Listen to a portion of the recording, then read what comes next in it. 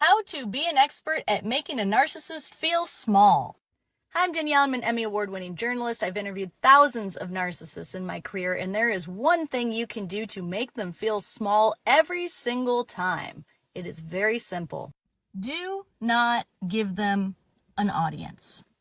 You see, narcissists think that their life is a movie and they're the main character. And every time a narcissist is in your life, that means you are inevitably a side character, both to them and then in your own life as you continue to have a relationship with this person, because you will be bending over backwards, trying to make them happy. You will put their needs above yours, and you will become a second-rate character in your own life instead of having main character energy. But what the narcissist does not want you to know is you do not have to participate in the movie. All the drama that they're trying to stir up with you does not have to be engaged with. All you have to do is go gray rock. That means that you become boring like a gray rock. When they try to stir the pot and make you angry, you don't react. You just say, okay, sorry you feel that way. One phrase that is very effective when they say something to purposely hurt you is, what was your intention with that comment? They'll be forced to explain themselves, which they hate. A narcissist starts to feel small when you don't react to their nonsense.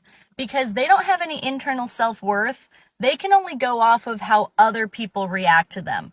And in a narcissist's mind, any publicity is good publicity. Whether it's good or bad, they just want your attention. They want your reaction. It makes them feel special. It makes them feel like they are the main character in their own story. But if you do not give that to them, then they will feel less than. They will become incredibly insecure even if they don't show it outwardly. You can start to riptide to get out of the relationship, meaning that you exit slowly. Maybe if you're living together, you start moving boxes to your parents' house until you can eventually break up with them. And it doesn't even have to be in person. You can just do it over FaceTime or even ghost them or breadcrumb them. It really doesn't matter because they have not shown you dignity and respect, and you have to do everything you can to get out of this atrocious movie. In the meantime, start to be the main character in your own life again. Do the things that you want to do to live your best life. Go do your hobbies. Tell yourself you look great that day. Start to build up your self-confidence. Remember, you don't have to participate in their movie, but you are going to be in every single scene of your own movie. Have you ever noticed that a narcissist will cause a scene at pretty much every party you ever go to with them?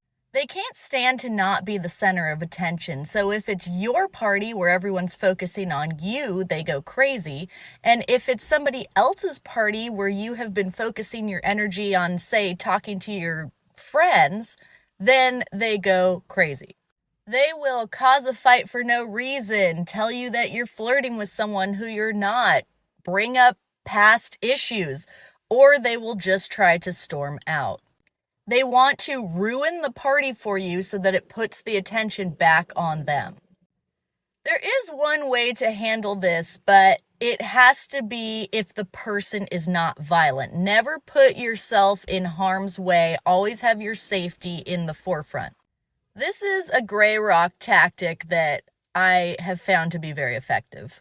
When they start to cause a scene or try to cause a fight, all you say is something along the lines of, I'm having a really good time with my friends, and there's nothing you can say or do to ruin this night for me. And when they start to get heated, you just repeat it. There is nothing you can say or do to ruin this night for me. I'm having fun. Most of the time, they will storm out expecting you to follow them. Don't do that. Stay at the party, try to push that out of your head like it didn't even happen. Continue to have fun at the party, don't let them ruin it for you, and even sleep at your friend's house if you need to.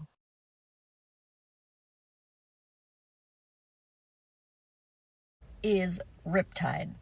I have not seen this mentioned anywhere on TikTok, and I'm really excited to tell you about it.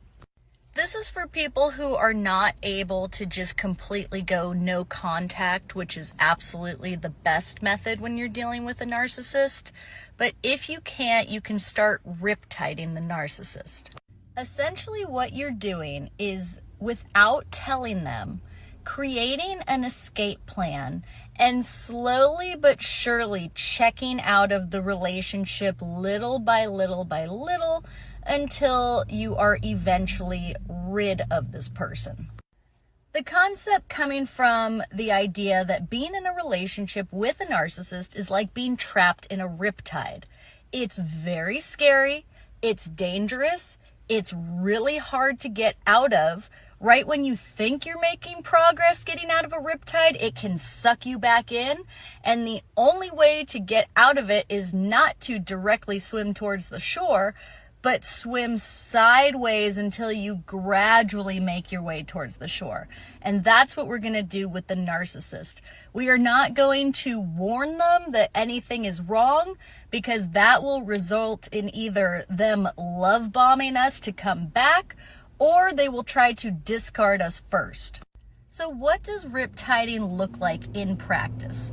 Well, if you're living with the person, you are slowly moving your stuff out, for example.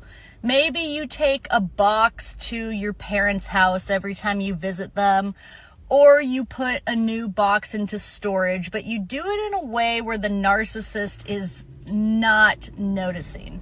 You are gradually checking out of the relationship so that when the day comes for you to leave, you are ready to leave. You can set a date in your mind if you want. You can say, by November 12th, I am out of there.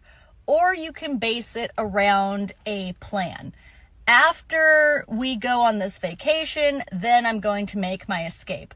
And when you're riptiding, you are doing something every single day to get to that actual plan of completely leaving the relationship. And you're doing it in a subtle way so that you remain safe as you're exiting, and you do it in a way that is discreet.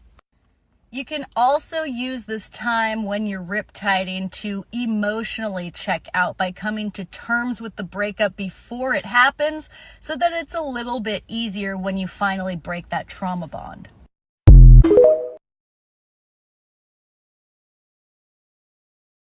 One tactic for dealing with the narcissist is to just agree with everything they say.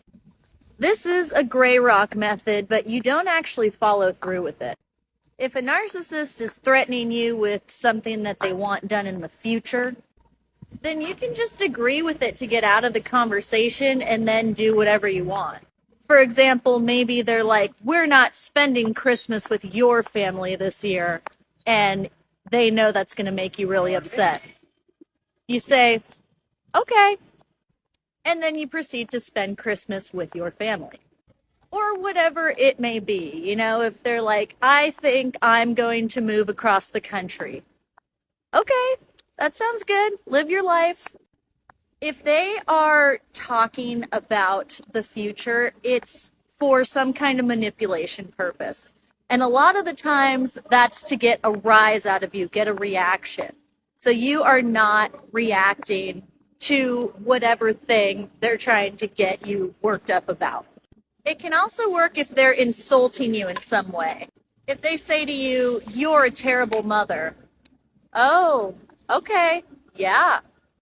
Something important I really want to emphasize here is don't ever use this tactic in writing, in text messages, or in email. Because if you ever have a divorce or a child custody hearing or some kind of other legal hearing, you don't want it written down that you were agreeing you're a bad mother.